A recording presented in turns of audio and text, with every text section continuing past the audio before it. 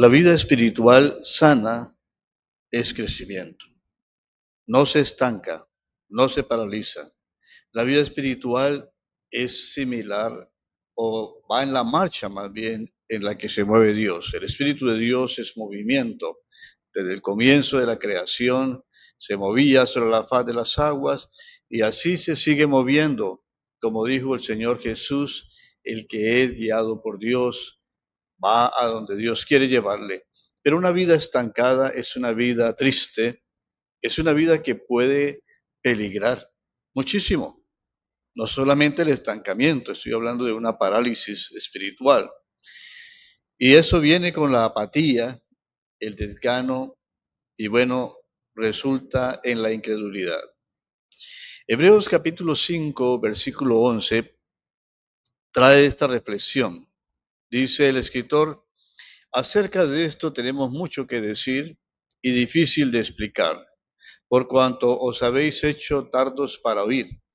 Porque debiendo ser ya maestros después de tanto tiempo, tenéis necesidad de que se os vuelva a enseñar cuáles son los primeros rudimentos de la palabra de Dios, y habéis llegado a ser tales que tenéis necesidad de leche y no de alimento sólido. Y todo aquel que participa de la leche es inexperto en la palabra de justicia, porque es niño, pero el alimento sólido es para los que han alcanzado madurez, para los que por el uso tienen los sentidos ejercitados en el discernimiento del bien y del mal. Este es uno de los pasajes que inicia el tema del crecimiento y de la madurez. Hebreos había dado una frase que todavía sigue en una discusión sobre la divinidad de Jesús que no debiera haber. Dice que Jesús aprendió la obediencia por sus sufrimientos.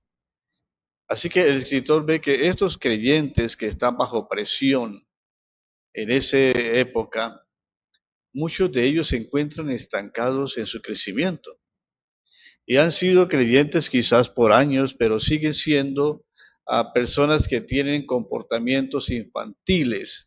Y no hablo del carácter exclusivamente, hablo de ese carácter, pero que es un carácter también espiritual. Y ellos todavía siguen tomando una especie de dieta infantil, la leche espiritual.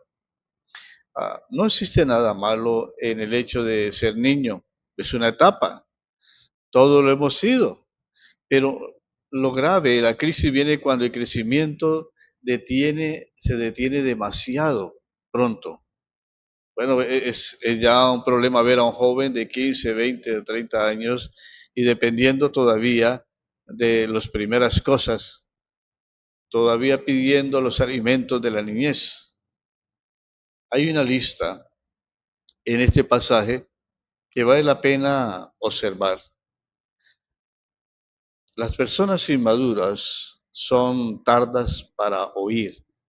Habéis hecho tardos para escuchar. Quizás siempre están hablando o se sienten ya llenas y no quieren aprender más. Esa pérdida del deseo insaciable que debe tener el hombre de seguir conociendo de Jesús. Ya no tiene ese anhelo de escuchar las cosas que lo llevan a buscar de Dios. Su reunión con otros es una rutina de eventos aburridos y áridos. Así que la inmadurez produce ese tipo de apatía y se muestra ese desgano por las cosas de Dios. Por otro lado, aquel que es inmaduro espiritualmente, que vive todavía en la infancia espiritual, no piensa en ayudar a otros. Solo quiere como un niño que se le ayude. Y su grito incesante es mío, mío, mío y yo, no más. Así que a pesar de su antigüedad o su experiencia, estas creyentes deberían poder enseñar a otros, pero se sienten incapaces, no han asimilado lo que han escuchado tantas veces como para poder decir las palabras adecuadas a otros que están batallando con sus conflictos, porque viven ensimismados, victimizados en cierta manera, centrados en ellos mismos.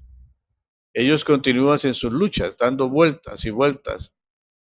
Quizá ni siquiera ven las necesidades de los que le rodean. Puede que lean sus Biblias año tras año sin tener un sentido de progreso y menos una profundidad en su relación con Dios. De manera que su conocimiento de la fe y su entendimiento de la teología, de la doctrina de la Escritura, no les son útiles para llevar una vida cristiana, una vida normal, una vida efectiva. Así que el inmaduro tiene necesidad de ser enseñado una vez más en la fe. Está en un remolino de conocer siempre lo mismo y lo mismo. No avanza. Así que la ilustración que hace el escritor de Hebreos se presenta a estos creyentes cuya dieta todavía es la leche en vez del alimento sólido. Así que hay algunos que se les tiene que enseñar una vez más los elementos básicos del mensaje de Dios. Un niño sano solo necesita una dieta nutritiva para desarrollarse y pasar de esa etapa infantil a una etapa de alimento sólido, pero no puede permanecer siempre escuchando lo mismo y lo mismo. La comida sólida viene después de que el niño ha superado esa etapa, por decirlo de manera natural, después de que el niño ha sido destetado. Pero aquí vemos creyentes descritos en Hebreos que no se presentan saludablemente. El elemento clave aquí es la falta de capacidad para aplicar la palabra de Dios, para hacer que esa palabra se concrete en sus realidades, se viva con hechos. El mensaje de salvación no es algo abstracto, no es algo que no es práctico, no es algo que no sirva para la vida real, es todo lo contrario. Es para usarlo en todas las situaciones de la vida. Para eso es la escritura. Y el mensaje de salvación no es difícil de asimilar tampoco, porque a medida que la palabra se va concretando, se va aprendiendo un poco más acerca de los alcances de la palabra. Así que la clave que muestra aquí Hebreos es el discernimiento del bien y del mal. Recordemos que el fruto del árbol del conocimiento y del bien y del mal trajo confusión y separación de Dios al comienzo. Pero en esto de aquí tenemos una fuente de conocimiento del bien y del mal, que es la palabra de Dios viva, la palabra escrita. Esta palabra no es inerte, tampoco es automática, lleva a procesos, produce beneficios en los que la gente crece y madura, con todas las complicaciones que pueda traer eso. Nos lleva a la fuente de justicia, nos revela los principios y los propósitos. Así que la idea es que el creyente esté facultado, entrenado por el continuo uso para usar esa palabra, para discernir todas las situaciones en las que le puedan ser problemáticas para estancarse o acoger aquellas en las que lo haga crecer.